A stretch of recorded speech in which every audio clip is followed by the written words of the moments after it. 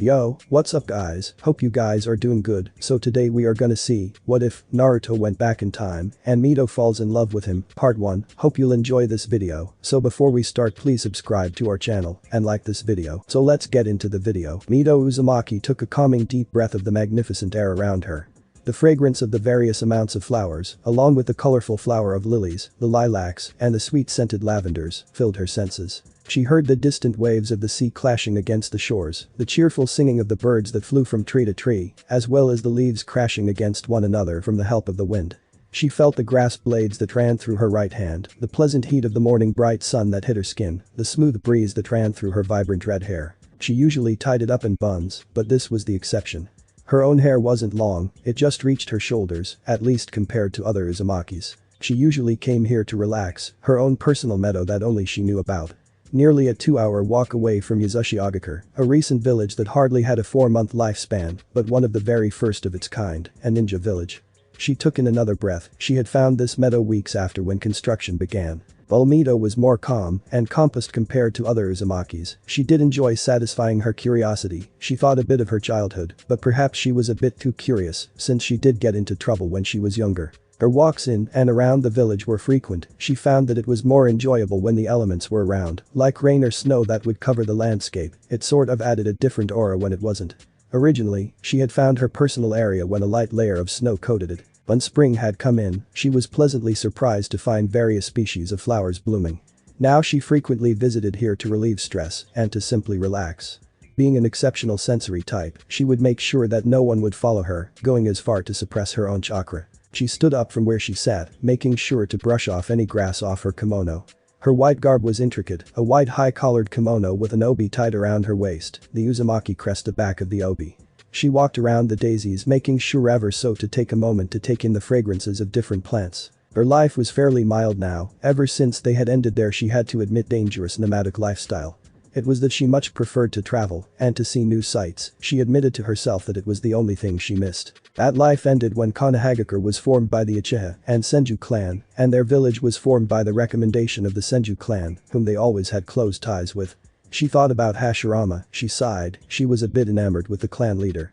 Perhaps it had something to do with his personality, which carried an unpredictability she found interesting. She would have thought that the power he wielded would have given him an arrogant personality, but she had found that she was wrong. Since their villages had close ties, frequent village visits were common, the visits were composed of groups. Whenever she had the chance she would always traverse to Konoha, usually to satisfy her curiosity of a different place, since greatly enjoyed discovering new things. Except she greatly enjoyed a place to come back to sleep, something that she enjoyed to sleep privately. Now whenever she went to the village it was usually to see the Senju clan leader, and he had very recently taken a slight interest with her last group she ventured out with. They had a small talk that she greatly enjoyed. They were still acquaintances, and she had a growing crush on Hashirama. As she found out, Konohagakure was about a third larger than their own, with large walls and a gate that surrounded them.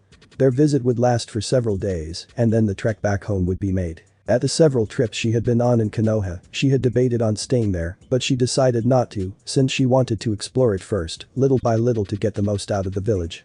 Some things are best to savor after all. She was also reluctant to move out of her home, the Uzumaki clan was like a family to her. She narrowed her brow at the sudden chakra she had felt, it seemingly appeared out of nowhere. She disregarded a sunflower that she had been looking at to focus on searching where the chakra signature was. What? Her small frustration at possibly being followed turned to confusion. She turned to the south, whereas the north contained her village. It can't possibly. She looked up in the sky, a figure falling 50 meters from the ground and some distance away from the meadow. No way. The figure quickly approached the forest. She heard the distant sounds of tree branches snapping and a muted thud when the figure hit the ground. Surely whoever that must be. She sensed that his chakra signature was present but faded into a more subdued state. She stood in her meadow in slight shock at the sudden appearance of the figure. She stood there for a few more moments before her curious nature got to her. Making sure her kimono wouldn't let up, she set a brisk pace and traversed for a few minutes to where the person fell.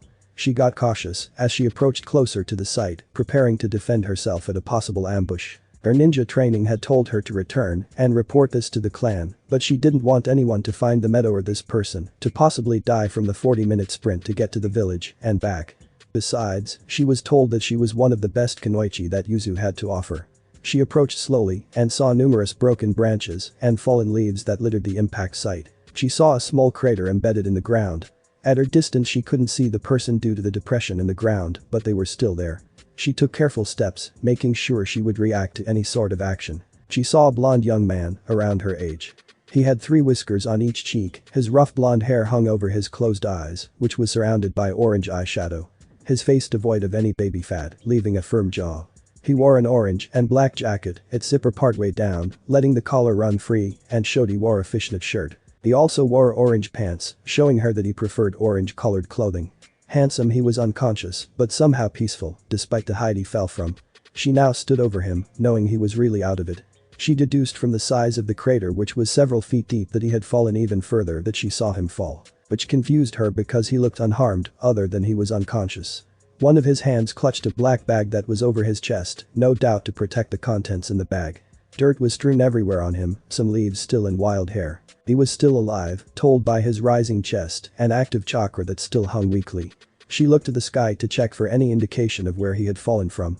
I never met anyone who could fly. She remembered hearing of a person who can, somewhere in the land of Earth. She looked back at the blonde on the ground and saw the orange marking around his eyes disappear. Is that some sort of jutsu? His chakra got noticeably weaker, but his condition showed no outward signs of change.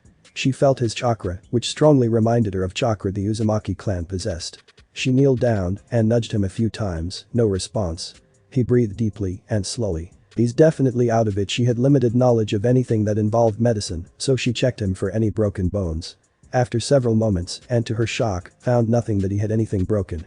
She was immensely curious about this person. Who is he? Where did he come from? Why does he have similar chakra to an Uzumaki? Why did he fall from the sky? Nonetheless, she couldn't just leave him here. She took the bag he clutched in his hand and set it aside. Preparing herself, she moved the obi on her waist, letting it tie to the side, and quickly tied her hair into the buns. She stood up and slung his one-strap bag in front of her, and she clumsily brought him on her back. It was clear that he was taller than she was, as his feet slightly dragged on the ground. She shifted his weight around and slouched forward so that his feet wouldn't graze the ground. She groaned that she was going to be carrying him in an uncomfortable position for a 40-minute run. He owes me cinnamon buns later. Making sure nothing was left behind, she started a run to bring him to Yuzashiogakur. Meadow Uzumaki stood in front of clan leader Shin Uzumaki. He stood at 5 feet and 10 inches, 56 years old, despite his age, and because of the life force of the Uzumakis, was still considered one of the strongest in the clan. He's very knowledgeable, one of the best. He had long white hair that reached midway of his back, he sported a thick white square goatee and a mustache that slightly sagged down. He wore the usual attire for when Uzumaki went to battle. The high-collared, long-sleeved black garb with a red Uzumaki swirl on the shoulders, along with black pants, and wearing the grey armor that went down to cover the thighs, with a black sash to keep the armor in place. They were a large room decorated with various items, flowers, stands, the large Uzumaki crest that hung behind him. The building was obviously new from the recent village that was erected. Shin sat on a simple chair behind a large desk that had several papers in a pile. Mito wondered how the situation differs at Konoha, since there were several large clans. There was only one major clan, which was the Uzumaki, and several minor ninja clans that made up Yuzashiogakur. It was clear what the leadership that was present here, so she wondered if the clan leaders in Konoha all convened to discuss matters concerning their village. Whatever it was obvious that such meetings would take time, unlike the matter that she had presented to her grandfather. Fell from the sky, you say? He spoke loudly. It was something most Uzumaki shared. She nodded at his question. I see, that is quite peculiar indeed. We'll wait on his medical report before we decide anything more on the matter. She nodded in agreement. She had brought back the spiky-haired blonde back to her village, straight to the large building where the clan leader resided. He was immediately brought to the infirmary to be checked out on his current status, and now she had just finished explaining how she found him. For now, we'll see the contents that's within the bag. She approached the desk and gave him the small black bag that she found with the blonde, and he roughly dumped out its contents. She slightly cringed at the manner. What if there was something fragile? Shin quickly organized the items that had spilled out, which wasn't much. She quickly inspected the stuff, several scrolls, ink, a calligraphy pen, a tool pouch, a shuriken holster, some rice balls, and a red cloak that had black flames patterned at the bottom. She controlled her amusement at the last two things she saw, a black and white nightcap that looked like a dog, and along with a fat green frog wallet which had some ryo spilling out. That's how I'll get my cinnamon buns.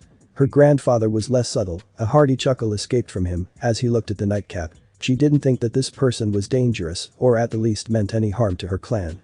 It was only one person after all. So he must be a shinobi, Mito commented. Shin nodded as he emptied the tool pouch, which contained some wire and some peculiar-looking kunai. She watched how her grandfather picked up the kunai. It was triple-bladed with a faint yellow handle. She saw a strange formula written on the grip. "What is it?"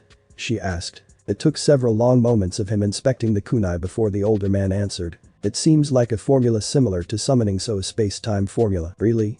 So he's a user then?" The writing supplies had hinted that, but it didn't really confirm it. He nodded at her questioning. She was glad that she found out something about the mysterious blonde. "Yes, this formula is no simple task. No doubt it needs a trigger to activate, most likely from our guest whoever he is quite adept," and he praised him. Which had surprised Mito, since he hardly ever praises anyone. He proceeded to check through the remaining items. Some of the scrolls were blank except for one. It seems that this one holds many of the same items. He inspected the scroll and channeled some chakra. The same tri-pronged kunai earlier before it popped out of the scroll. "How many of them?" "Around 300. "Wow, that's quite a number," Mito commented. One of the medical ninjas entered by this time. He was plain looking and forgettable. He was dressed in a doctor's uniform composed of white and smelled of antiseptic. He came to step beside her, no doubt to report on the mystery guy. "Shin," he bowed in a formal manner.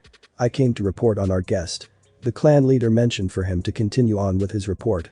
"Anyways, he's completely fine, no injuries whatsoever, other than the case of major chakra exhaustion. But nothing can be told of his mental status as of now." Shin nodded in understanding, knowing that they hadn't received any of the machinery to check for any brain damage yet. "Nothing was found on him?" Shin asked, prompting a shake of the medical nin's head. "You can go." The doctor turned on his heel and walked out, the door shutting closed. Mito looked back to her grandfather, who sported a contemplative look. She opened her mouth to speak, only to be interrupted by him. "You said his chakra is reminiscent of Uzumaki, correct?" "It is. Well, I don't think that he had any plot against us, other than the kunai he possessed. He had nothing that would pose a danger to us," he replied. He closed his eyes in a contemplative state. "I know how you are, Mito, you're curious about him." She didn't respond for a moment. "So, my granddaughter, I want you to watch over our guest until he awakes. Is that a mission?" she asked. "Yes, but since he's not a POW, think of it as community service," he replied. Uzumakis were usually optimistic and a rowdy bunch. They were quite unusual compared to other larger clans, like the Senju, Uchiha, or Hyuga. Although Shin did worry a little, if he turned out to be hostile, he was confident that Mito would be able to put him down. He believed that it wouldn't come to pass. "We'll want him to be relaxed as possible when he awakes, so I think your apartment should be okay. We don't want him to feel intimidated or escape. Should he stay in a hospital or a prison?" Shin watched her nod a little too fast for her usual behavior. He slightly chuckled as she closed the door. Mito looked at the blonde guy curiously. He was like a puzzle she was eager to solve. Her life was filled with null expectation. While she had a calm demeanor compared to other Uzumaki, her curiosity had taken over. She liked unpredictability, something sudden and extravagant. Her clan was predictable in her sense. Despite being uncommon, her clan was usually optimistic about everything, but also careful. There was something lacking, she couldn't pinpoint what though, and it made her somewhat uneasy. Perhaps she needed a change in her life, something too excited. Something foreign for her to solve that would ease her curiosity. This wild blonde-haired teen was able to satisfy it, somewhat. He was a complicated puzzle in her mind, an anomaly. She wondered if he continued to be so, or if the puzzle would be solved for her when he awoke. His sudden appearance over the sky was something of interest, so did the formula on his kunai. She couldn't lie that she was immensely curious about things she didn't understand, and she usually tried to figure out the basics to it, and once she figured it out, it would bore her a little. Over the course of yesterday and today, she would occasionally watch this handsome blonde sleep in the guest room in her home. IVs and such medical equipment was present in the room to monitor his well-being. She knew her skills as a kunoichi were being used here. Her exceptional will hopefully be enough to restrain him should he be less than friendly. She lived in a 2-bedroom apartment that only she alone lived in. He slept in a mostly unused bedroom decorated by neutral objects, such as an Uzumaki flag, several drawers for storage, and flowers picked from her personal meadow. He slept on a plain beige bed and matching pillows and blankets. His gear that he had brought with him was laid out on a desk on the left side of the bed, his jacket under it, the side which she sat on. The door opened behind her. After the first day, she thought that he would have awakened, but he didn't. Her fascination with this odd character continued to grow. Simply because his chakra continued to grow stronger and continuously did so over the next day. That was not all, his chakra seemed to rival the relaxed state of Hashirama Senju, already known as one the most powerful shinobi to ever live. Even if she had never spoken with the unnamed blonde, her fascination continued to grow. Once again she wondered if the mystery would be solved right when he awoke. If it did, she would be immensely disappointed. Still, she had taken her clan's optimistic nature that he wouldn't be like a disappointed ending to a clever puzzle. Perhaps he was something she had needed. She liked puzzles that could be solved. Mysteries that kept her on her toes, something interesting. One thing was his chakra. It feels amazing, so warm and welcoming. She had never sensed a chakra so happy, so full of life and vibrant. She felt an uncharacteristic faint wave of heat appear on her cheeks. The closest that she could compare was Hashirama, while it carried a pleasant feeling. His was a torch in the darkness, but the blonde was a bonfire that radiated warmth. Like his chakra carried a purity to it, untainted by negative emotions and hate. She wondered how such a thing was possible. Now it was the second day, and she partially controlled her excitement. She began to get impatient for him to awake. She wanted to get started on her puzzle. To her surprise and excitement, his chakra and its warmth continued to grow. Mito felt the fabric of the blanket on her hands. Her head rested against the softness of a bed. Her back and neck aches in protest at the awkward position she slept in. It took her a while to determine where she had slept in her drowsy state. She groaned as she rose after leaning on the bed, and she figured out that she had slept in the guest room. She heard some of the children laughing and running outside her apartment. The sun shone through the blinds of the room. She heard the constant ticking from the clock that hung to the right. She looked to see that only an hour had passed since she was in this room. I actually slept in here. She looked back to the bed to see the ruffled blonde asleep peacefully. It was late in the day, as the sun would begin to set in an hour or so. She stood from the chair and walked out of the room. Her apartment wasn't exactly large, but fairly sizable since she lived alone. She walked out into the hall, her room directly across from the guest room. Her apartment had 2 small bedrooms, one for herself and a possible guest. She walked down a small hall to enter the bathroom on the right to freshen herself before continuing on with her day.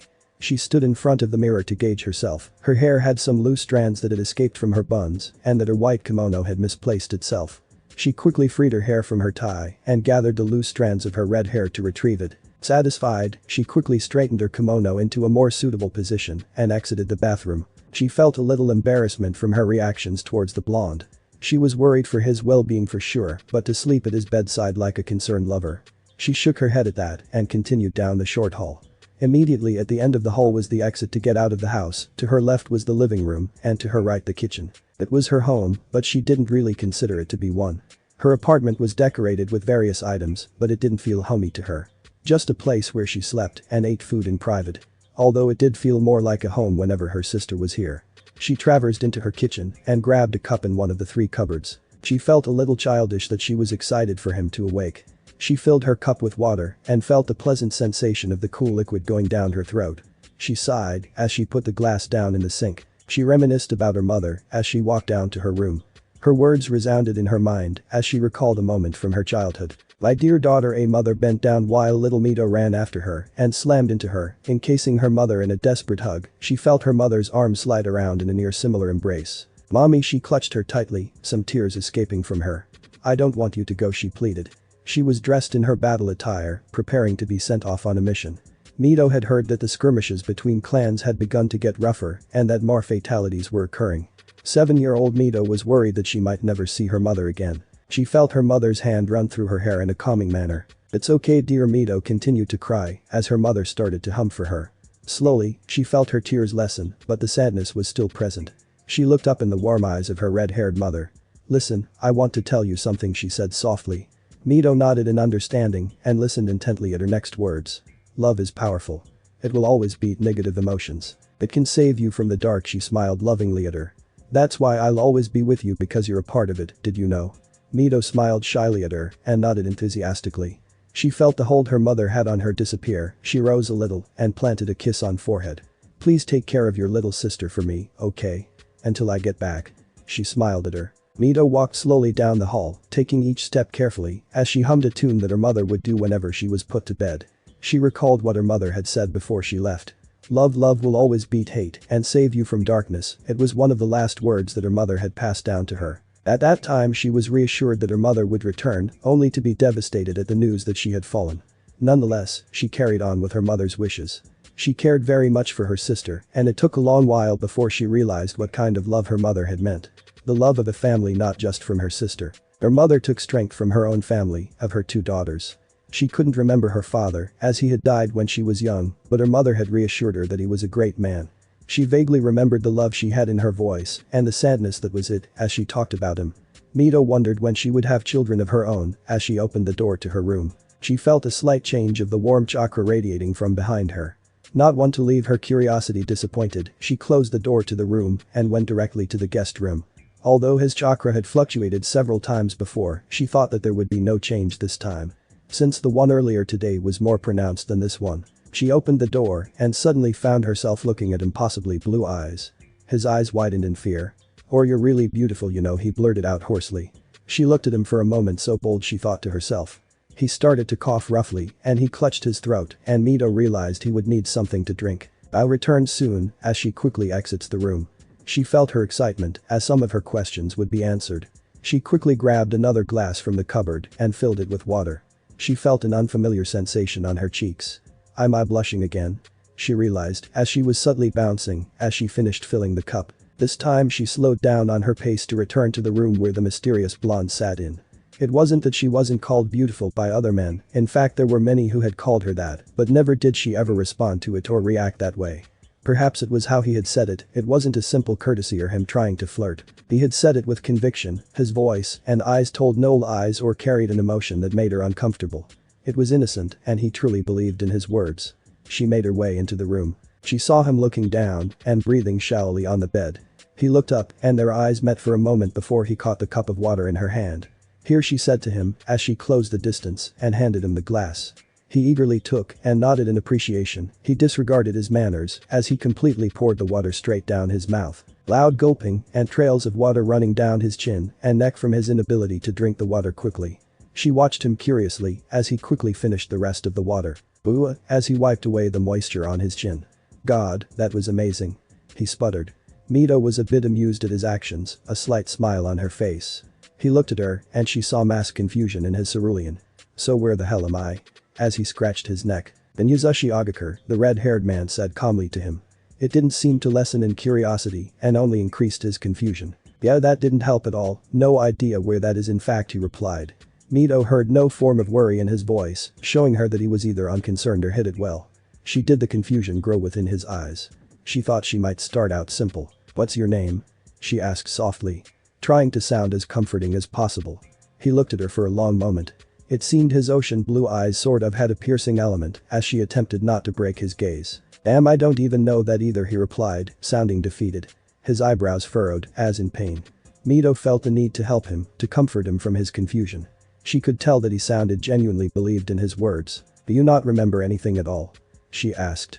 Now she was definitely curious about the strange, and she had to admit, handsome character. "Well, the last thing is falling from the sky," he chuckled.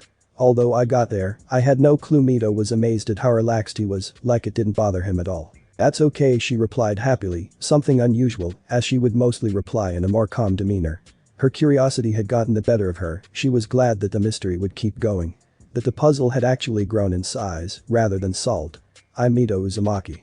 She smiled at him. But he had responded with one of his own, which made her heart stutter for a moment, not that she noticed. "Hi," he replied happily.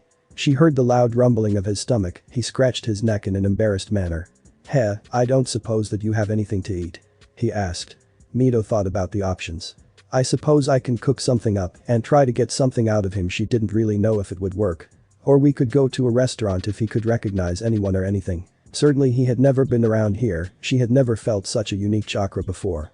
She could never forget something like that. "We can go eat somewhere of your choosing," she suggested. "Man, I'm starving," as he pushed the blankets off him. He immediately tried to stand, only to fall straight to the floor. "Are you alright?"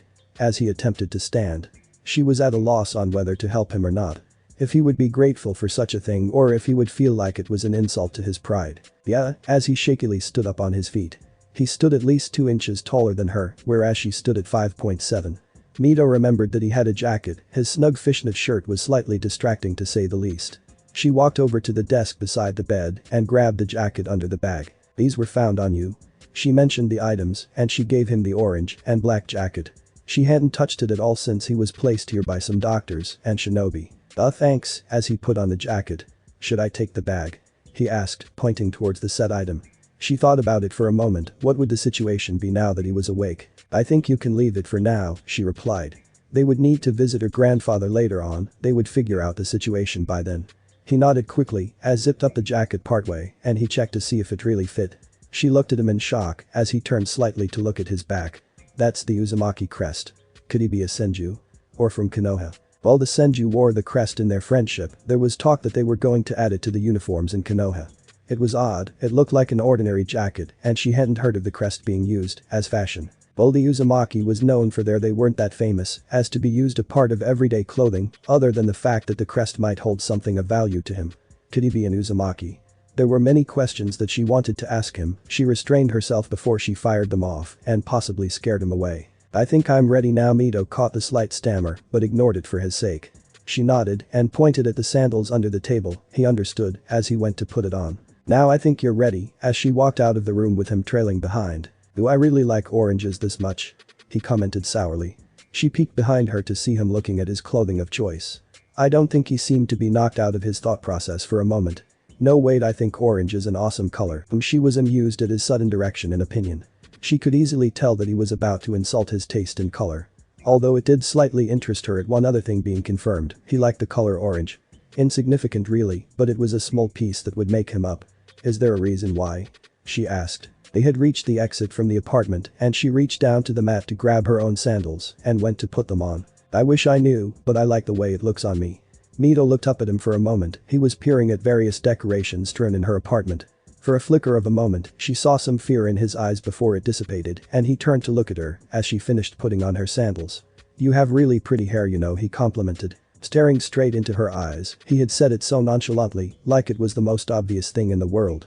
She was entirely unprepared for such a sudden and unusual compliment as she felt another blush flash on her face. No one really compliments my hair, she stated, trying to get rid of the blush. He simply shrugged his shoulders in response. Well, I don't see why. He merely waved away her comment. It's only the truth. She could almost feel the sincerity in his words, no matter how casually he said it. I see. She turned away from him to open the door and hide herself from him. Thank you. I suppose she opened it for him while he went on ahead. She locked the door and joined him outside. By then she had gotten control of her blush. She silently berated herself at being so flustered at such a comment. The sun was about to set and the sky was beginning to darken, purple clashed across the sky. She took in a breath of cool air and she led the way down a hall, the right side filled with doors that entered another apartment while the left had a rail and showed other villagers on the streets below. The blonde followed silently behind as she walked down some stairs. They reached the open street when Mito saw a couple or two going for a night out. The blonde ended up standing beside her and at a realization it very much looked like they were going on a date. I don't even know his name nor does he. She couldn't just back out now, she proceeded on her with a blue-eyed man following beside her. She noticed that he looked a bit anxious as his posture was slightly more rigid than before while she was in her apartment. She recalled earlier before being distracted by his compliment. I guess he does feel a little scared. She guessed that he had hidden those emotions by distracting himself. With her as a victim, somehow she didn't feel the slightest bit insulted. He was in an unfamiliar setting and he didn't even know himself. She felt a little sorry for him and she made the attempt to converse with him. So she said, trying to catch his attention, and he immediately looked at her. She could see a little relief in his eyes, like he had begun to be overwhelmed. Since we don't exactly know where you had come from, how about you get to know me? She suggested. Where was she supposed to start with him? Ask him the same questions and hope there's something that comes out of it. She thought that she might as well make him more comfortable around her and help him distract himself. Okay, he nodded in agreement. So how did you find me? He questioned. I remember seeing nothing like a village around before I hit the ground, at least I think I do. I was at a personal spot when I sensed you in the sky. Really? What's the spot? She took a careful moment before she decided to answer him. It's a beautiful meadow with all various species of flowers, she replied. You can hear the waves crashing against the shore as you look at all the color in the field. She got a hold of herself before she blabbered on. Wow, he replied. Wait, you said sensed, how did you do that? He asked curiously. Mito made a right turn on the street. They were getting closer to the restaurant area. I'm a sensory type shinobi. It's what I can do, she replied. Cool, I'm a ninja too? He asked, avoiding a small child that ran in front of him. I think so, she replied back to him. Remembering seeing the gear he had in his bag. She heard a whisper awesome from him. Mito saw several more couples in the crowd, all heading towards where no doubt she was heading. I can only hope that no one recognizes me. She never had a boyfriend before, caring for her sister had been a top priority before, and so was being a shinobi of her clan. Except now her sister was old enough to live on her own, and all the fighting had begun to die down drastically since the forming of ninja villages. If she was recognized by one of her friends as a handsome young man, it would spread like wildfire since she was known as being sort of a prude. Even her own little sister had begun to comment on that, saying how she needed to find a man. Mito shook her head at that. There were already some talks that she had begun to flirt with the esteemed Senju clan leader. Much to the delight of her sister. "Can I ask you something?" She nodded. "Why are you helping me?" he asked. She looked at him as they made a left turn on a street. "You look like you needed help," she replied. He didn't look convinced. "Nah, I don't think that's it." He waved her off. "I thought that you might have gotten hurt, so I brought you here." He didn't reply straight away, making her relieved at the stop in his questioning. "I don't think that's all of it." She nearly wanted to sigh in exasperation before she reined it down. "I mean, you could have just dropped me off at the hospital, right?" She had nothing to say, she could only nod at being caught. "I was ordered to." She didn't like that answer at all. Although she did try to sound as convincing as possible. She hoped it was the last one in his questioning. She regretted trying to make him more comfortable by getting him to know her. He also had this cute smug smile on his face. "Nah, that's not it either," he replied, a grin on his face. "What?" She replied rather loudly for someone like her. He was starting to infuriate her. Why doesn't he take the hint? She definitely did want to talk about why. She got in control of herself before she yelled like that. She quickly looked around to see nobody had noticed the calm Mito slightly yell out in anger. "Why do you keep pestering about it?" She replied sourly. "I don't know really, I guess that's the way I am." He replied, no change of his personality that she basically just yelled at him. He still had this wide smile on his face. "I mean, you were so friendly when you didn't have to be," he added. She sighed as they continued to walk, returning to her normal self. "How would you know something like that? What if I was feigning?" she asked curiously. He scratched his chin as he contemplated. "I guess I just sorta know," he simply responded. "It's all in your eyes." She was a bit stunned by his answer. She didn't think that he could simply tell just by looking into someone's eyes. She had wanted to know him, this mysterious person she just began to talk to barely an hour ago. She wanted to know about him, but she didn't want to let him know too much about herself. She never really opened up to anyone else but her sister. She couldn't just lie to this person, since he somehow could tell them apart just by looking into her eyes. She definitely couldn't handle not looking into someone's eyes while they conversed, it just wasn't proper. "I was curious about you," she admitted. She felt a little embarrassed at that. She could almost imagine him laughing at him for such a lame reason, and for him to call her out on another lie. "Yeah. I guess it's not every day that you see someone randomly fall out of the sky, huh?" He chuckled as they continued walking on. She looked at him wondrously. "You really are odd." They turned around another corner. "Hey, are we close?" "Starving here," as he patted his stomach. "One more turn," she replied. "Wait." She felt a hand on her shoulder and she resisted glaring at him as she turned to look at him. It seemed he was oblivious to social etiquette or didn't care about it. She ignored it since he was suffering from amnesia. Luckily the hand came off as he pointed towards a direction behind her. "Yes, there's a ramen stand." "What about ramen?" As she turned to look at the direction he pointed at. "No," he pointed towards a particular ramen stand titled Whirling Ramen. "It's just that I think that ramen would be amazing right now." She turned to look at him and saw some slight drool at the edge of his mouth. He quickly got in control of himself and turned to look at her. "Can we?" he asked. "Does ramen sound better than fresh red bean soup, sizzling grilled chicken, seasoned fried rice, and grilled salmon with miso paste, and a whisked egg?" She frantically tried to formulate appetizing dishes so that they wouldn't go there. He stared into space as she finished. She thought that it accomplished it. "Nope, ramen does sound better," he stated.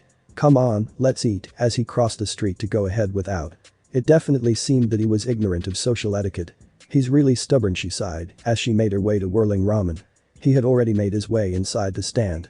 It was small, it had flaps that separated the outside and a few chairs that the unnamed blonde sat on. She didn't hate ramen, it was a bit too low class compared to what she regularly ate. It wasn't that she hated the place, in fact, there was someone that she visited all the time there. She didn't want to be seen with him, to be mistaken that she had a boyfriend. She ventured inside and sat herself beside the orange-clad man. Mito, a thin middle-aged man by the name of Kenji, appeared from the back. He wore a white apron and had short brown hair and had a small scar running down his left cheek. He looked more welcoming rather than intimidating despite this. He was the owner of the small ramen stand. "Good evening, Kenji," she replied out of courtesy. She saw him look back and forth between the blondes at her several times. He luckily made no attempt at commenting on this and continued on with business. "What can I get you to?" he asked. She breathed out a quiet sigh of relief. She was thankful to him. She was already going to get enough torture from the next person that would inevitably show up. Miso pork ramen, the blonde replied after looking at the menu in the back for several long moments. Same here please, Mito added. It seemed Kenji couldn't help but make a little jab. One bowler. She looked at him for a moment, willing to blush. Separate I'm guessing, as he went to the back. After a minute or so she waited impatiently for the next person to arrive. The cerulean eyed her curiously, but she ignored him. She wanted to know more about him, and she loved that he had amnesia. She wanted to know what kind of skills he had, since it was enough to impress her grandfather. She wanted to know his name and how he came out of the sky. Soon a red-haired teen popped out of the back. Her long red hair was tied into a bun to keep it out of the soup. She wore a white apron with a green short-sleeved shirt. She was fair-skinned like her and also shared the same eyes, black and pupilless. She was slender and was several inches shorter than her and had a more rounded face. The teenager's face instantly brightened as she saw her. Mito. As he rushed to put down the soup, as soon as she did she leaned from across the counter to try and plant a hug, which she had to complete. Hello Emi, so where were you? She asked as she stepped back from the hug. She looked at the blonde beside her, still waiting for his ramen that hadn't been set down in front of him. Dates, right? Seeing the blonde beside her. He's an acquaintance, Mito replied to her. He paid no attention as he looked hungrily at the ramen that was out of reach. It starts off that way, next thing you know you're married. She made her way to the blonde, who had only noticed as she walked in front of him. I'm Emi, Mito's sister. She let out a hand, which he completed with a handshake. What's up? I don't know my name though. Weird. She shot at a glance at Mito, which Mito mentioned to the ramen. I guess I'll talk to you later. She handed down the ramen and left to the back. Yeah, the spiky blonde said as he snapped his chopsticks. Finally, surprisingly, he waited for her to grab hers. It seems he's not entirely oblivious to it after all, as she prepared herself. I did Akamasu. He yelled out. She silently watched as he dove into his ramen, her being impressed and forgotten as he ate his food like a starved dog. She reasoned to herself that he hadn't really eaten anything filling lately. She ignored him, returned to ramen, and ate hers quietly. She thought about his energy and attitude, which was filled with positivity, like his warm chakra was of any indication. She felt the need to be beside him, to feel his chakra. She was immensely curious about him, the way she had complimented her red hair, which actually made her feel pretty, despite all of the constant compliments other men made towards her. It felt like she could actually believe in him. He had energy, but it actually made her feel like her outlook had brightened. He actually made her blush several times today. She turned to look at him. She could lightly compare his personality to Hashirama right now. He was positive, but he had several outlooks that she didn't know if Naruto would share. She wanted to know more about him. Is something the matter? She asked.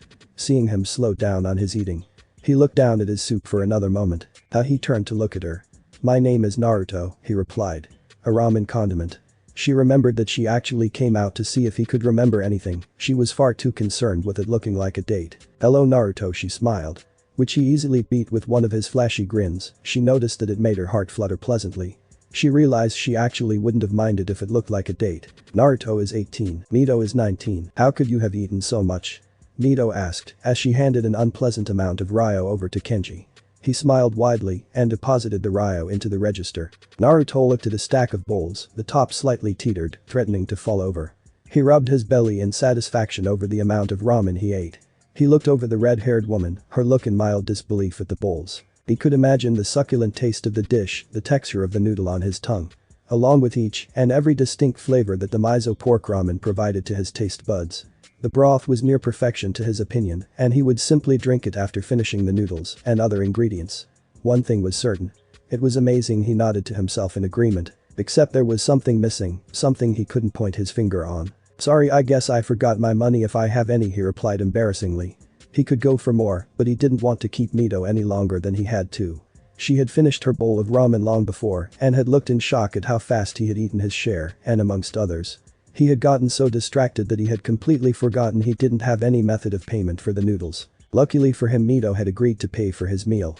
He felt a little disappointment that he had forgotten about it. He reasoned that he would make it up for her one way or another. It's alright, he heard her say. She stood from her seat and straightened her white kimono. He stood up himself and followed her out the flaps of the small ramen shop. Again. He heard Kenji yell out from within the restaurant. He had a hopeful tone of voice, satisfied from the amount of ramen he had eaten. He once again thought about what was missing. Something that could have been added to make it to perfection. Mito. I'll see you after. He heard her sister call out soon after. Emi was it? Recalling her name. The duo walked together and she replied with her own goodbyes. He followed Mito and he quickly figured out that they were going in a different direction. He looked at the sky. It seemed the night had fallen instead of the dying rays of sunlight. Some street lights had turned on to keep the darkness away. The streets were mostly bare, but occasionally a couple or so would come out from another street, enjoying their private walk. He looked back up to see the beautiful amount of stars in the sky, shining brightly, as well as the crescent moon. A smooth pleasant breeze came by and he felt it flick his hair calmingly. Naruto suddenly felt at peace, like tomorrow wouldn't matter and that he was relaxing somewhere and feeling the burning sun on his skin. He reveled in the feeling and disregarded why he was feeling such tenderness. "Hey," he randomly called out. It felt natural to him as he turned to face the woman beside him. He flinched a little as he saw who was beside him. She turned her head towards him to look into his eyes. He saw the unmistakable aura she held in her eyes. Yes. Oddly, he was expecting someone else. There was only the red-haired woman beside him. Luckily she didn't notice the flinch he gave off, but the feeling he felt earlier wisped away. He hid his disappointment, but confusion washed over him. "Where are we going?" he asked. A question he had wanted to ask just disappeared and he had no hints as to what it was. He decided to ask an earlier concern since they obviously weren't going back to her place. He was completely lost and had no idea what event might unfold before him. Night had taken over and he had no place to stay. "We're going to see my grandfather." "Oh, for what?" "Find a place for you to sleep in," she replied. Oh cool, he certainly felt like an oddity here. He had woken barely more than an hour ago and in some beautiful stranger's home no less. He peeked at the woman beside him who carried herself proudly. She had beautiful smooth red hair tied in buns but some swept aside that hugged her cheeks and jawline. Her lips were pursed but he could tell they were quite supple and pink. Her skin was quite porcelain in comparison to his and she had a purplish diamond mark on her forehead. She wore some sort of small golden crown between her tied-up buns. Under her white kimono she wore some sort of red dress underneath and flowed gently above the ground. He wondered if he had ever met someone who dressed as elegant as she did. Despite a regal appearance she carried, she had this childlike curiosity in her eyes. He also just felt the warmth and tenderness within them. "Don't worry, I'll visit you," she said reassuringly. "Thanks. So how long was I out?" he asked. 2 days later, she replied. He could tell she was eager to ask some questions but was holding back. It was obvious as to why. "I don't even know myself. What's my last name?" He tapped his chin thoughtfully. Only one surname kept appearing in his head. "So how does a Naruto Uzumaki sound?" As he continued tapping his chin. Although the only connection was that was only the surname he'd heard. He looked curiously at the redhead. It did have a nice ring to it. He thought he saw a faint blush appear for a split second before it disappeared. It sounds perfect actually," although he did catch the small stammer. "I really like your hair. It's like gold," she added almost nervously. He noticed that there were plenty of red-haired people around here. Occasionally he found the brown-haired or raven-haired individual when they were walking to find something to eat. "Thanks," he replied with a smile. He swept a hand over his unruly hair. He realized that he hadn't exactly looked over himself in a mirror as of yet. "It might be a possibility," she added. "That you actually could be an Uzumaki." "Really? How's that?" "Your chakra, it's similar to ours," she explained. "No means of really confirming that you are though." "Well, we'll figure it out eventually, you know," he replied. A calm silence swept over them. Mito added a nod and he decided to take another peek at her. He saw a different expression on her face. Her eyes were focused and her lips were slightly unnatural compared to before. With nothing to focus on and with a lack of talk with their companionable silence. He attempted to recreate her expression. After a moment or so, he found that she was biting the inside of her right cheek and which made her lips slightly misplaced. Betting the little mystery over and done with, his thoughts pranced about nothing in particular. This amnesia thing is boring, he tried to contemplate, but it lacked cohesive direction. There wasn't much to think about when he couldn't recall anything. All it did was create more questions that couldn't be answered. He might as well share it with Mito later on. Bringing his mind together, he focused about the dinner they shared together and felt himself slightly drooling at the thought of the dish. "Oh yeah, thanks for paying for the ramen," wiping the hint of drool starting to form at the corner of his mouth. "It's of no concern, I was the one who had forgotten you had money. So I do have some money, huh? I promise I'll pay you back." He figured that it was in the bag that he had left behind at her apartment. "You don't need to," she replied, which surprised him a little. "Really? But I want to." He was met with silence and looked over to her to see a contemplative look. An anticipating smile revealed itself after a moment. "Well, if you insist, I do. Then I suppose I can come up with something," she replied. He saw an expression that showed him that she was anticipating when he did. He speculated on what it might be about. "Looking forward to it," he answered honestly. He wanted to be around her since she was so intent on helping him with his memories. The red-haired woman did carry a welcoming presence. He noticed her slow down on her pace and looked to her to see what it was. "Here we are," she added, looking up front. He followed her gaze to see a large building on an incline and stairs led the way to the top. It wasn't exactly grand, but it did look impressive compared to the other buildings surrounding it. This is weird. He was lost at what he was comparing the building to. The thought escaped from him before he could catch it. This is the Uzumaki mansion. This is where the clan leader resides in, and the village's leader. So are there two people?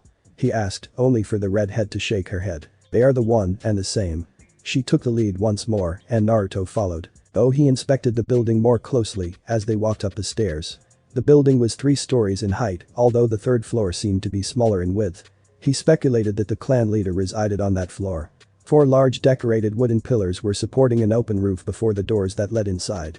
Right above the doors were a large crest of a red swirl. Beside the stairs were grass and several flowers popping from out of the ground. Naruto was brought out of his detailing when he noticed the woman was walking slightly in front of him. He would be blind if he didn't notice her swaying hips. The obi tied around her waist only accentuated her bottom.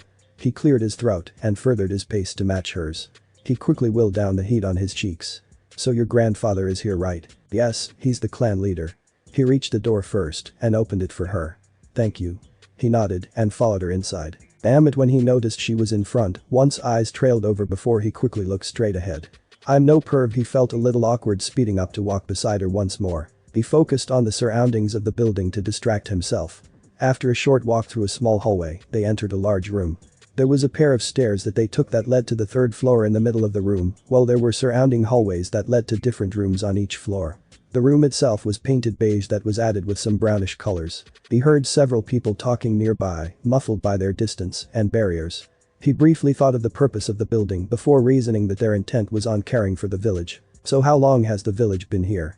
he asked, noticing the relatively new furniture and lack of worn items. They reached the top on the 3rd floor. It was relatively smaller than the other floors, as there were no hallways.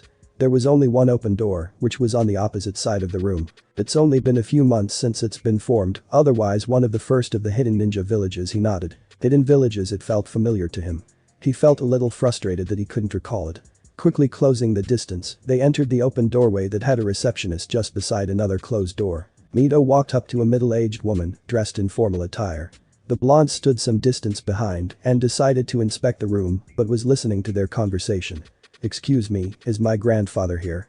The woman took a brief peek at both the guests before shaking her head. "I'm sorry, he left an important meeting that the clans of Konohagakure wanted to discuss with him," she replied. Konohagakure. He heard some talking between both Mito and the secretary. "So it's another ninja village, huh? That's pretty cool. I wonder how many other villages there are." He mused a little about this. Before he noticed that Mito had turned to him out of the corner of his eye. "What's up?" Turning his attention to the red-haired woman. She held a slight look of disbelief. "It seems my grandfather will not be here for another few days." It took a moment for him to click on his predicament, though he chuckled nervously. "So I guess that I will just sleep on the streets then," he joked.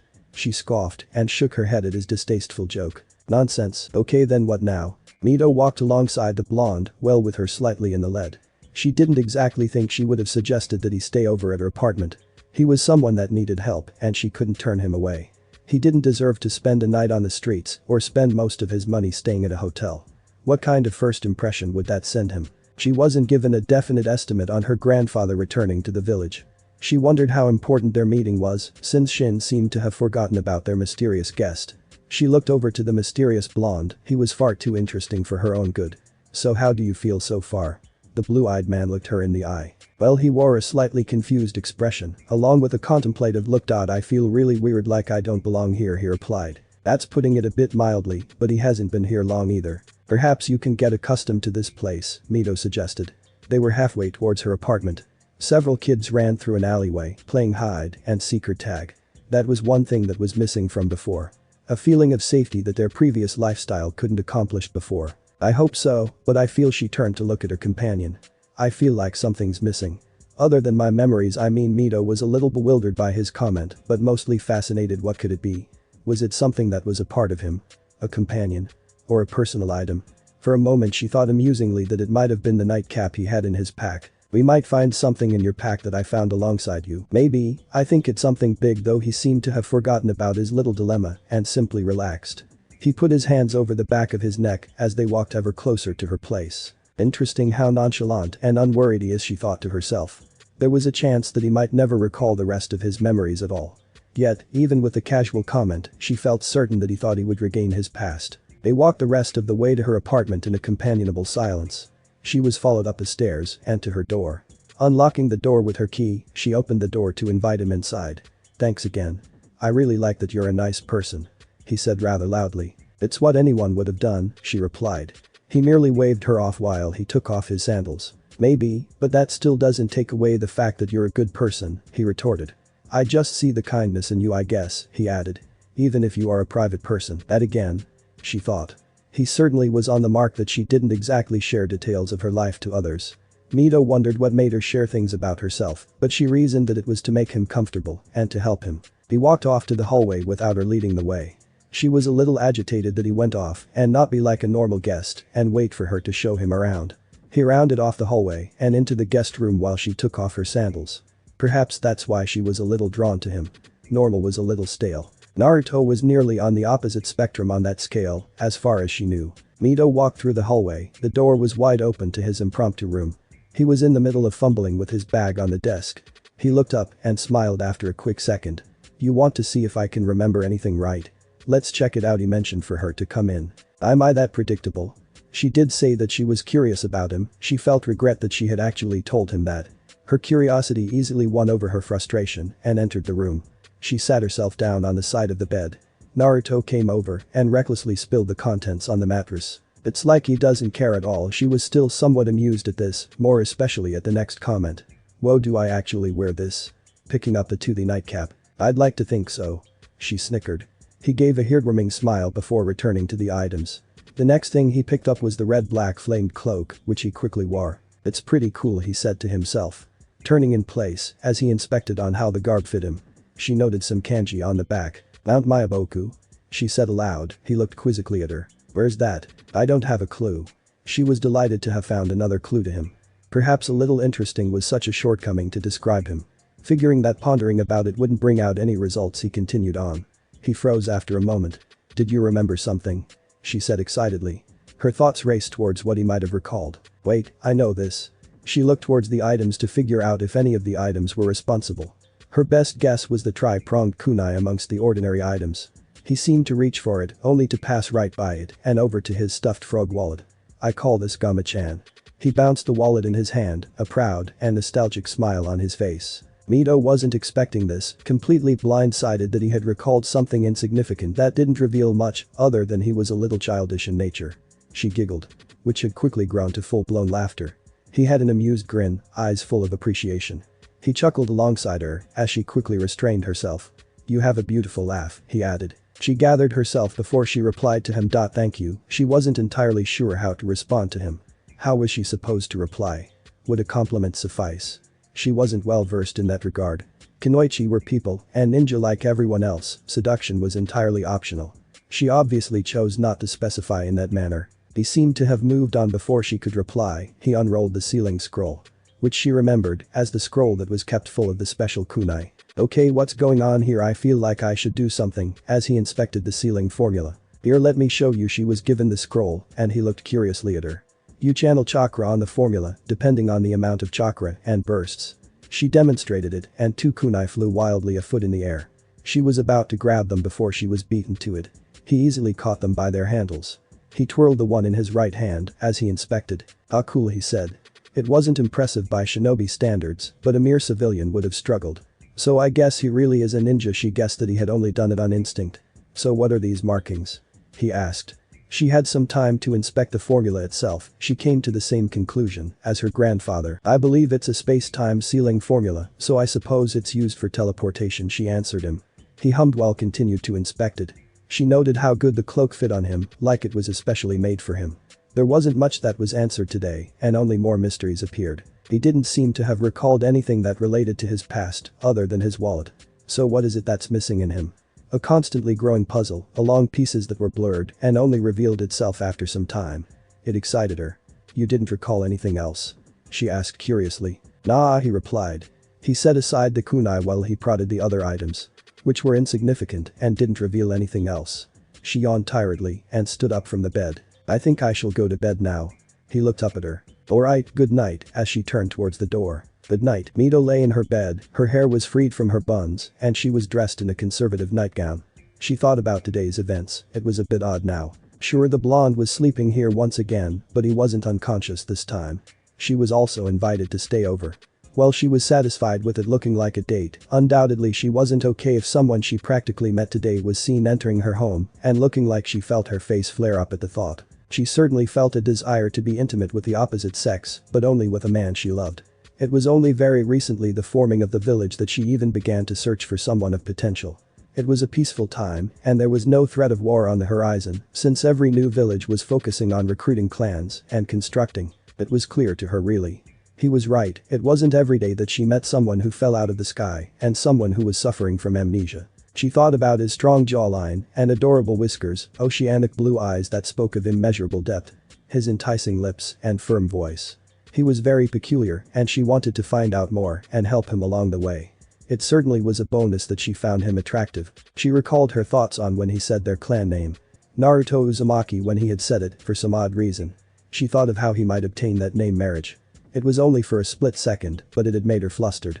So she just spluttered whatever that came out to distract herself, and only for her to comment on his wild blonde hair. He certainly looked exotic in this place, he wasn't really a person with golden hair and yuzu. She wondered what he was doing, since he had just woken up not long ago.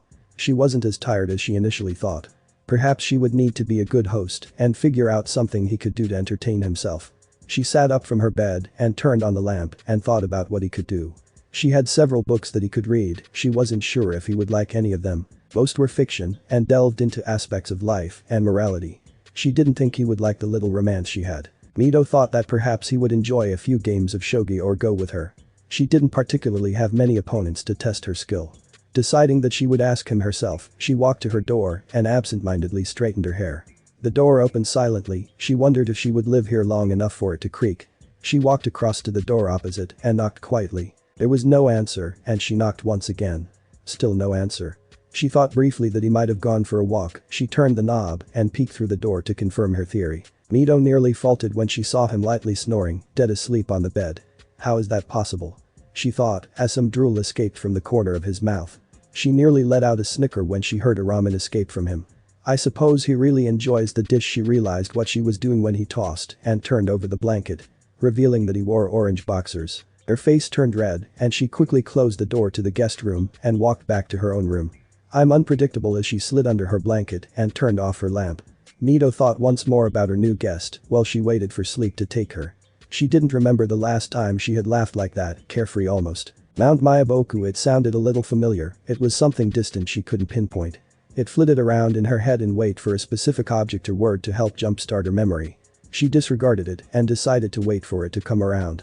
She was also interested in the seal on his kunai, curious to see how it functioned in action. Wondering if it was anything similar to the shunshin, which was an accelerated movement.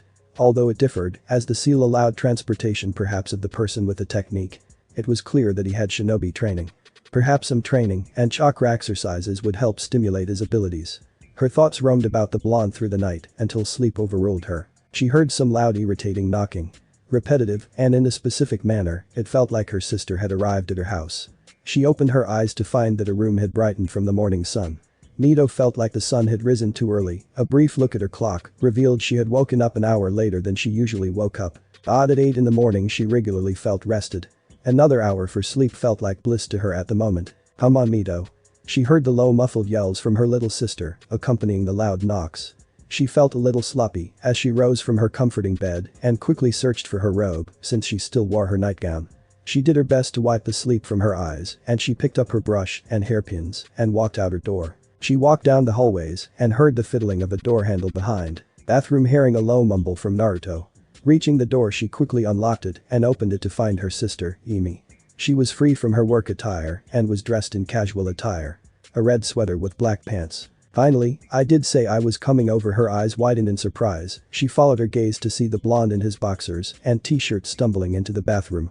Did you know? Emi trailed her words as she let herself into her apartment. Mito looked back at her sister in confusion. What are you talking about? She asked. Still trying to recover from her sleepiness. Well, one thing, it looks like you slept with him. Emi said bluntly. What? Come on, he's half naked and inside your place, you still look tired and I thought you were usually dressed by now, Emi continued as she entered her kitchen. It's a bit logical from my point of view. Mito went pale.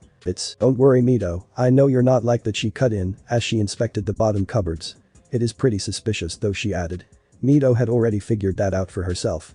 So tell me about this guy, he popped out of nowhere and you were with him. Mito quickly gathered herself, she still felt a little flustered. She knew that it would go like this. She decided to focus on brushing her hair to tie into her buns. That's quite accurate actually, what do you mean?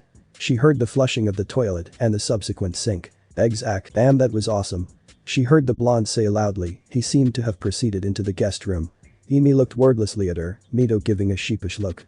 They heard a closing of a door and she began talking once again. Not really a person like yourself is he? As she returned to prodding the cupboards. No, Mito admitted.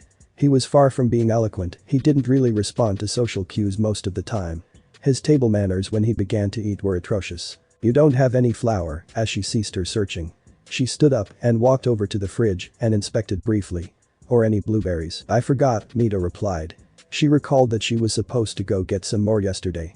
Emi had a knowing look, no doubt to talk about the blonde. So what was that about him not knowing his own name? She asked. He has amnesia, and about before he really did appear out of nowhere, Mito replied.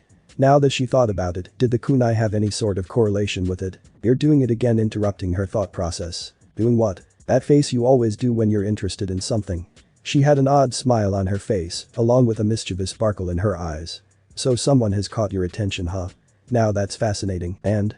Mito felt a little defiant, but she certainly wouldn't let her little sister see the heat that was starting to form around her cheeks. And you're not feeling bad, I thought you were interested in Hashirama, he's a clan leader and a powerful shinobi, she prodded. Mito sighed, she always began to get like this whenever romance was involved. She always insisted on finding someone, saying that she deserved to have happiness. Mito was perfectly content on taking her time, rushing through things wasn't exactly her way of doing things. She tried to formulate a reasonable response to answer her sister. It's because he has amnesia, huh? Well, she didn't quite know how to respond to that. Admit it, you think he's far more interesting than the god of shinobi, right? Mito heard the door swing open. Emi, he's still inside, she whispered to her. Still, she found herself agreeing with her sister. It was quite petty, but the way she met Naruto far exceeded the way she and Hashirama met. Fine, the blonde quickly made his way to where they were. Yo. Morning Mito, and Emi right. She gave her greetings and her sister carefully eyed him. Morning to you too, her little sister replied. Right. I remember my name now, it's Naruto, he replied. Mito could almost feel the energy that poured off him from every word he said. Energetic and almost carelessly. Oh really? It's nice to meet you, a fitting name considering the amount of ramen you ate yesterday. Oh yeah, that was some amazing ramen yesterday, not really as good as Ichiraku's though. Mito quickly turned her entire attention towards the blonde at the new information. Ichiraku? The young blue-eyed man turned to her. He scratched his head thoughtfully. No idea where that came from. It's another ramen stand or something, Emi suggested. Also don't let Kenji know you said that, she added. Oh man, if that Ichiraku's is better, then I want some of that ramen, he replied. He can get really serious about his noodles, Emi whispered. Mito ignored this and prioritized to see if he recalled his memories. Anything else, Naruto? Voicing her thoughts. He looked at the ceiling as he contemplated. Nah, nothing, he finished. Out of the corner of her eye, she saw Emi raise her brow. Hey Naruto, Emi asked. Capturing both the individual's attention. You're a guest, so can you do us a favor? Yeah sure, what is it? He replied without hesitation. Emi dug into her wallet and pulled out some ryo. Can you go get some flour and blueberries for us? Emi quickly explained where the nearest grocery store was located. Mito knew what she wanted to do. Emi wanted to have some girl time and talk about the blonde that slept over. No problem. Giving a salute, he quickly put on his sandals. Naruto, you really don't have to do this, Mito said. It's alright, this is easy stuff. He waved and proceeded outside without any further arguments from her. The door slammed shut, effectively leaving her alone with her sister. She didn't like the boy talk. Well, I have to say, Emi started to speak. He just went out there without even asking why Mito did have to agree. It revealed something about his character. Although the specifics weren't clear, was a no questions type of guy. Which was something typical of a shinobi. Or did he simply do this because he wanted to help? Regardless of the importance. Well, there's that look again, effectively brings her out of her contemplation. What look, Mito asked. She thought about how her expression changed. Was it noticeable? Or subtle? You really do want to know everything about him, don't you? Her sister questioned. effectively starting her what Mito felt like it was interrogation. What are you talking about? Face it, you lit up like a child seeing sweets when he said Ichiraku once again. She was at a loss of what to say. He has amnesia, I want to help him. Sure, but mostly for your own self-interest. It reminded me of what Naruto had said yesterday and how he easily saw through her facade. It made sense for her sister since they known each other for their entire lives. Except he was able to do that hardly an hour after they officially met. So how did your date end yesterday? It wasn't a date. I don't see anything romantic between bowls of ramen and sitting side by side, Mito retorted. Yeah, it's mostly done when you're comfortable with one another or between friends. Mito reflected on this. With his warm chakra, she did feel incredibly calm and comfortable around him. It was a little odd. But you're not friends, and that totally was a date, Mito sighed. Why do you insist? She asked. She already knew of the answer. Emi wanted her big sister to be happy. Emi ignored this and continued. Well, did you flirt with him? And him with you? She asked. No, she said unconvincingly. She reflected on yesterday, the comments they had made to each other. She definitely wasn't one for dating. He did say I had a beautiful laugh and that I was a nice person among other things. There you go. That was flirting? Mito asked. Yeah, obviously, Emi replied. Mito looked at her sister. This realization hit Mito like a ton of bricks. How could she have been so oblivious to it? There were sure signs that he was. Even she had returned the mutual courtesy. But to her, it didn't really feel like he was just flirting. It sounded more like he was just stating the obvious. Just absolute genuine comments, at least she felt that way about it. He didn't seem to be the deceiving type, despite being a shinobi. You were flirting with him too, weren't you? Yes, she said quietly. He wondered if he knew about it. Did he know that he was flirting? He couldn't be as oblivious to it. Worse of all, they were supposed to go on another date today. The thing was, she was greatly looking forward to it. Naruto sat on the chair of the bakery shop. He couldn't put his finger on it, but something felt familiar about this place. He'd never been here before, obviously. Perhaps it was the bakery shop. Or the smell of the place. He decided to wave it away and focus on the beautiful red-haired woman that sat across from him. When he had come back from helping them with their shopping, Emi had said goodbye and proceeded on her way. He thought that at least they had something to do that involved eating what he had bought. Instead, Emi had simply said that it was later and that she had forgotten something. Mito had looked nervous at that time for some odd reason as well. She seemed to have gathered herself since they had arrived. So, why are we here again? He asked her. She had this curiosity that was almost impossible to be rid of in her eyes. She always looked at him like that. He wondered if it was simply because he was suffering from amnesia, like he was a game, but there was also genuine worry with it. This time she had a playful and a bit childish look in her pupil-less black eyes. Because you owe me cinnamon buns. He raised his brows. What?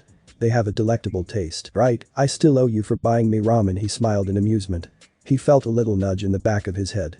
Like he should be remembering this for some reason. Even though it was impossible since he had never met the woman before yesterday. By this time the waiter came by and quickly came and dropped off the cinnamon buns. Prior to this, she had already paid for it with his money. The shop itself was very homey. It seemed to be built for comfort as they sat on large comfortable seats and there were tall dividers that separated each table for privacy. He watched as the woman known as Mito picked off a bun and took a careful bite off the treats. She closed her eyes and slightly moaned in pleasure as she did. He chuckled and she seemed to remember that she wasn't alone. A cute light blush flashed across her cheeks and she wiped her face with a napkin. I got carried away, she replied embarrassingly. Her blush quickly disappearing. It's alright, it's cute, you know, he said. This time a darker blush appeared on her face. Naruto found himself looking at different colored eyes. There was no sound and his surroundings seemed to be hazy and unfocused. This girl in front of him wasn't Mito. She had long midnight hair and pale pupil-less lavender-tinted eyes.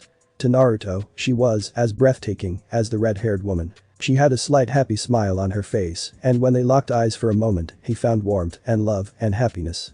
She looked shyly away and a rose-colored tint appeared on her cheeks. The smile widened slightly. Who is she? Naruto thought to himself. Her pink, inviting, and luscious lips moved but no sound came out. She brought cinnamon to her mouth and took a small bite. Is this what felt familiar? Naruto, Mito said questionably. He found himself looking in black pupil-less eyes, a different color and different emotions replaced the lavender eyes. Curiosity etched in her eyes, but concern was more prevalent. I just remembered something, that's all. Compassing himself as he replied. Can I ask what? Yeah, there was someone who seemed to have liked cinnamon buns just as much as you did, he smiled at her. It felt right to say, he had said only on a whim, but it felt like the truth. I don't remember her name though. He watched her slightly deflate at the new information. Her eyes flashed with some disappointment, but she still carried a small smile. Her? She asked. What did you remember exactly? He thought about the midnight hares at what they were doing. Doing what we're doing now. What do you mean? He didn't understand what she meant by that. Sitting here and eating, I guess, he replied. I just saw what she looks like a bit. I see, Mito added. Weird, he thought. He grabbed a bun for himself as he looked out the window of the shop. The bakery was located just outside a small park. People enjoying themselves as they walked through along with their families. He thought about the girl in his memory. Those wide eyes of hers, he felt like it was a little special than others. Man, all this is so confusing. Where was this person? Did he know other people? Would they freak out when they saw him? So many things. Even if you haven't really promised, thanks for helping try to get my memories back, he said to the woman. At least he had some help, a person who wanted to. It meant a lot to him. Like I said, it's interesting, she answered, taking another bite of her snack. So what do you enjoy doing? He asked, recalling what she had said last night about getting to know her a little more. She thought about her answer for a few moments. I enjoy studying and learning. She mentioned the pale purple diamond-shaped mark on her forehead. This is actually a ceiling. What does it do? He asked. She seemed to get into a trance, showing him that she was a little passionate about it. It's called Strength of 100 Seal whenever I use it, which requires chakra. I don't have to utilize any of my own. Wow, that's pretty cool. Thinking about it made him get hyped up. Could you show me any of yours? It's what I thought of earlier. Perhaps you can remember something if we train together. What kind of training? He asked. I can show you examples of my own ninjutsu, and along with chakra exercises. She seemed to be anticipating as much as he was. Could he remember anything? What excited him most was that he could recall any sort of cool jutsu. I hope it's going to be awesome. I can't wait for it. He wanted to get started right now. Screw the cinnamon buns. But I thought perhaps that you would want to visit where you had fallen first, Mito suggested. Alright, he relented.